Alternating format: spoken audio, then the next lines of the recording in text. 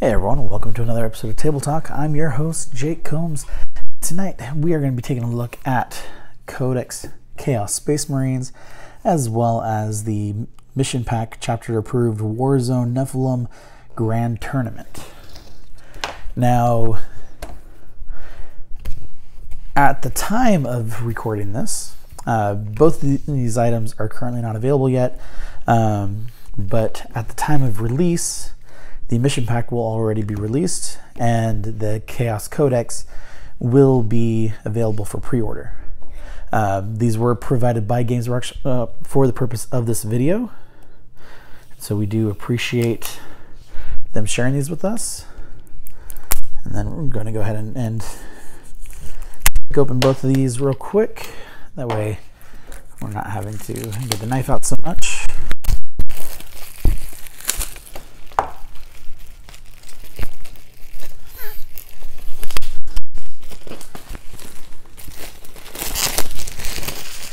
Now, one thing that I am super excited for is the new Chaos Space Marine models. The ones with the new mutations that we've seen in Warhammer community. And honestly, like, if you are going to be playing a Space Marine faction of any sort, for me, it is always going to be Chaos. Well, it pretty much always is, but like we said in previous videos, the Black Templars are my favorite loyalist Space Marine faction, and the new Black Templar models are so awesome that I'm slowly starting to get into them. So, starting off with the Chapter Approved Warzone Nephilim Mission Pack Grand Tournament. Let me go ahead and get started.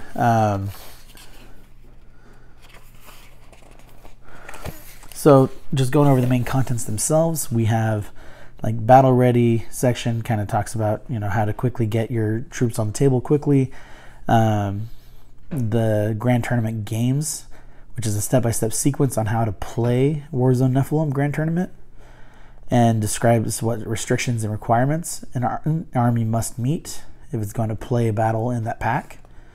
Tournament scoring sheet, secondary objectives for the different forces, incursion missions, strike force missions, blank tournament scoring sheet, and then the basic rules for 40K.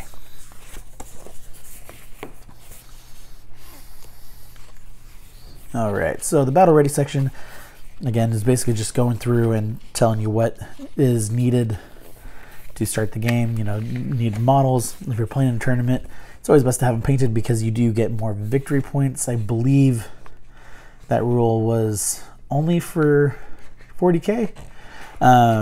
It's been a while since I've looked at it, but I definitely prefer to play a painted army. Honestly, I would rather play against a poorly painted army than a not painted army. Like personally, I won't even field an army if I'm playing outside of my house, unless it's painted.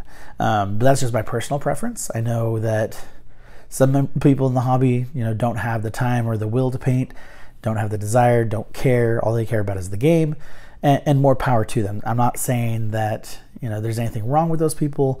I'm just saying that's not for me. So with the Grand Tournament games, the first thing you do is select your battle size. So basically it's either incursion or strike force, which gives you a difference in the battle duration. So an incursion takes up to 2 hours, a strike force takes up to 3 to play. Your army size, basically the difference between the two is 1,000 points or 2,000 points. And the command points are 3 and 6 respectively. And then we have specific missions that you'd be able to pick between. And essentially, to find out which one you're going to play, you're going to roll a D33, which is essentially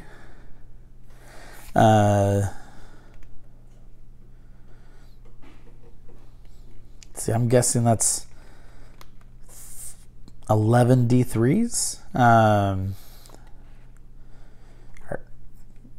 Are D3s, I think? Pretty sure they are. Trying to picture them off the top of my head, but nothing's coming to mind.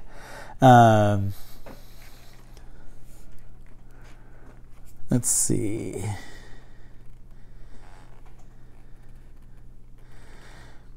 Yeah, so D3s. So basically, the way most people do it is they roll 2 D3s, one number for the tens digit, one number for the ones digit, and do that. Or it would be 11 D3s, depending on which you prefer. Once you identify which mission you're playing, you read through it, place your objective markers, create your battlefield, and determine who's the attacker and defender. Gives you a detailed explanation of the scoring sheet and how it works. We have our various objectives like purge the enemy, warp craft, shadow operations. So these ones are exclusive. Actually, I believe most of these are exclusive.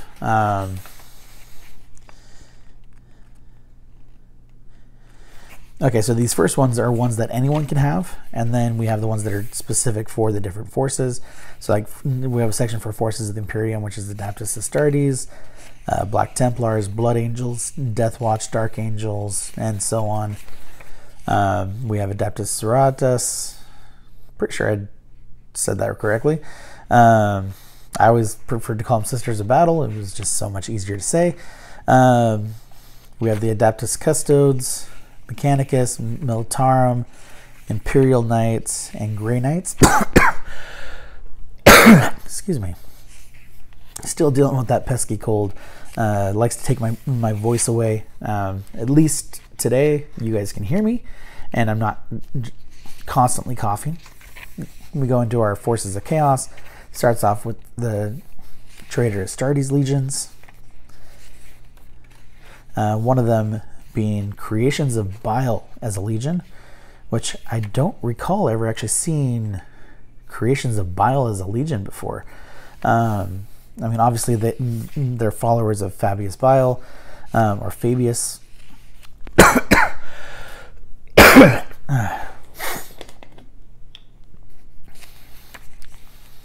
World Eaters, Red Corsairs, Death Guard, Thousand Suns.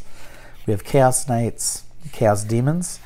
Then we go into the Xenos forces, Asurani, Drukari, Harlequins, Tyranids, specifically Hive Tendril, Genestealer Cults, Necrons, Tau, Orcs. And then we go into our incursion missions. So these are the actual missions themselves. We have Sacred Ground right here, where this one is an incursion. Basically, the goal is to advance swiftly into contested territory, to seize sacred ground while maintaining a strong rear guard to protect your supply lines. The battleground is won and lost 1 yard at a time, and a commander must simultaneously master offensive and defensive tactics if they are to prevail.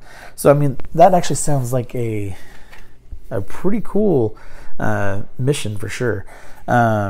Just the aspect of trying to slowly take ground from the enemy and while keeping your rear strong to support those supply lines.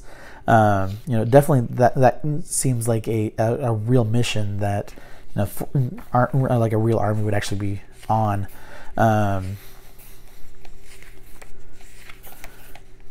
And then we'll jump into Strike Force missions. So let's go with Data Scry Salvage. So this one, it's important tactical information must be captured.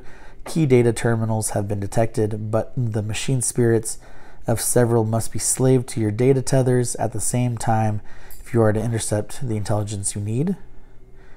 And it looks like it shows several of the data terminals, 1 in each deployment zone, and then 4 kind of in no man's land.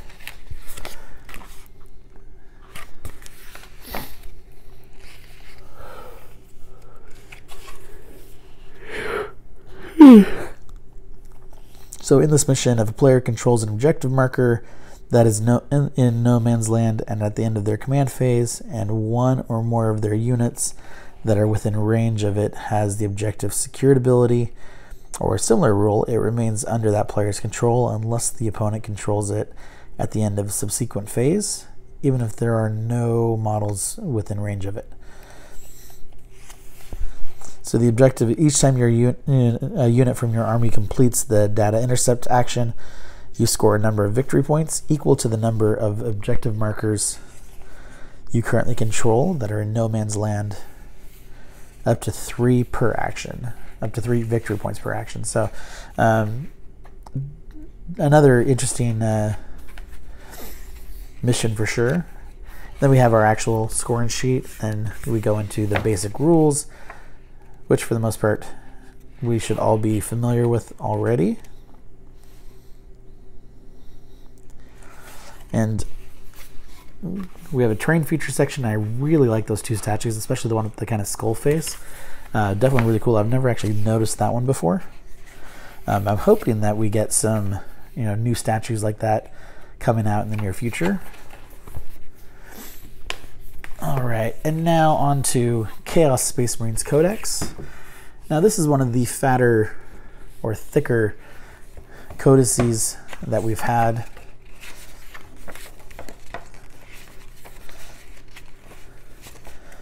So we go into a section about the Horus Heresy, and then a 2-page spread just on Abaddon himself, demons. And so we go through a whole bunch of lore, which mostly ends,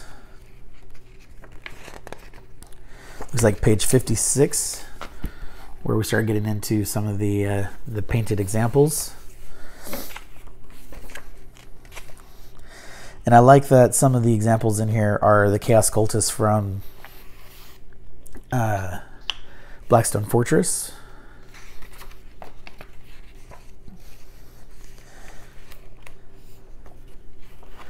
And I love the Cursed Cultists with the mutations.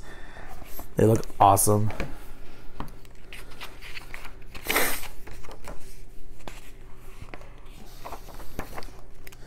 Various Space Marines, Obliterators, the Black Legion Possessed, more Chaos Cultists from Blackstone Fortress.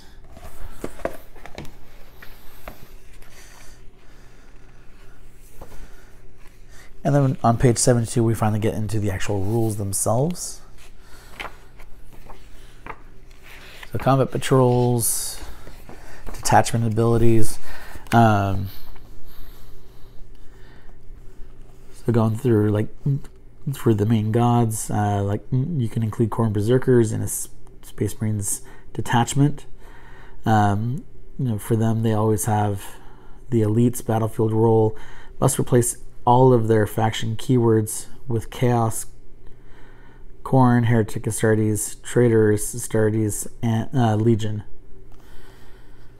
Gain the Let the Galaxy Burn ability, must be upgraded to have the Mark of Khorne, and never gain a Legion trait. So then we go into the different legions, starting with the Black Legion, Word Bearers, Night Lords, and so on.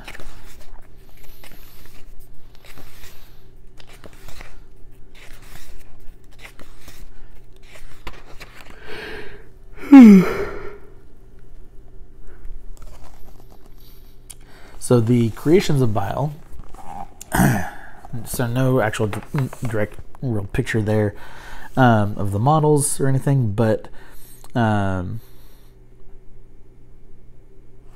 it's a warband of augmented Heretic Astartes. The varied creations of Bile represent the depths of his dark genius, whether devoted to Bile's research for prized specimens and forbidden knowledge, or pledged to his will and payment for his grisly services. These altered warriors expand the web of the spider's sinister influence. And then I love when we get artwork like this kind of stuff, showing a big epic battle, a lot of destruction, and things like that. Kind of get a better scope for how some of these battles are.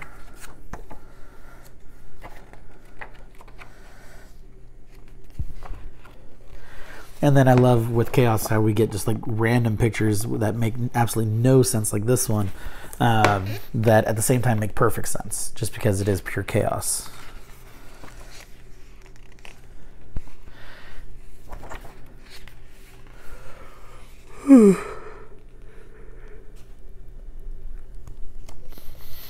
And then in the army rules section, we have a section about prayers to the dark gods. One of them is a benediction of darkness. If the prayer is heard, then while a friendly legion character or cultist unit is wholly within 6 inches of the priest, each time a ranged attack is made against the unit, it is treated as having the benefits of light cover against the attack. So that one's pretty cool. Then we go into our warlord traits and then chapter approved rules, specifically for match play, crusade rules. And those are broken down by faction as well. And then we go into our actual data sheets. So the very first one we find is Abaddon, the Despoiler.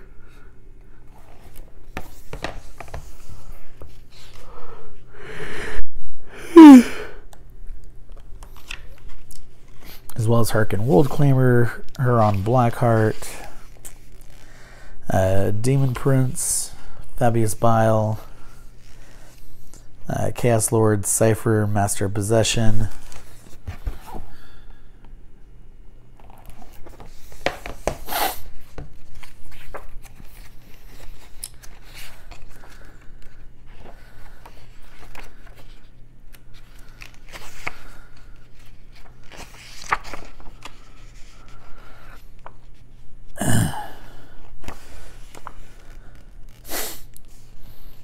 the Master of Executions, the Possessed, the Chosen, Noise Marines, the Hellbrute.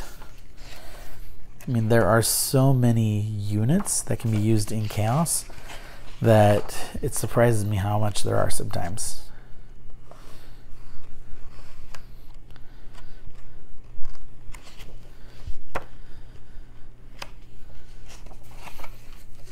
And then we go into our weapons profiles, where you choose the exact weapon that makes the most sense to your units and the way you play. And then lastly, our glossary and then our Crusade Force Chaos Points tracker.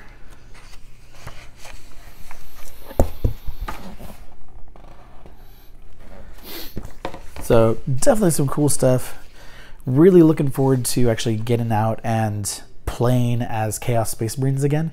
It's been many years since I've really given them their due attention, but with all this new Chaos stuff coming out with we had Blackstone Fortress followed by the most recent kill team, I believe it was Nockmund, that gave you more Chaos Cultists, and all of those expansions for Blackstone Fortress as well adding to it.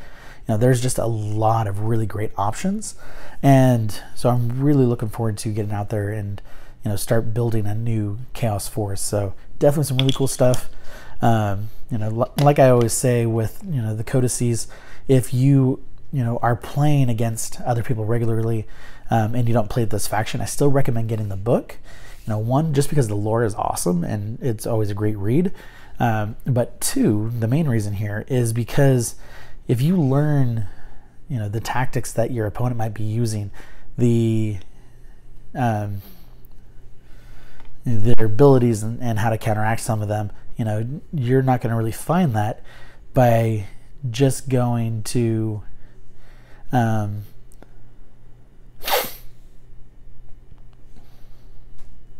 forgot what I was about to say. So yeah, like you can learn how to kind of figure out tips and tricks on how to beat certain configurations using your army by having one of these books on hand. So definitely recommend it. And I really like the cover. I don't think I've ever seen this artwork before with 40K, and typically most artwork that you see on most of the covers has been used at some point these days. And so for me to see something that I've never seen before as an image, it definitely really stands out as well. So definitely some cool stuff. Looking forward to getting in there and reading that. Thank you again to Games Workshop for sharing both of these books with us. We do really appreciate it. But other than that, you guys have a great night, and thank you as always for watching.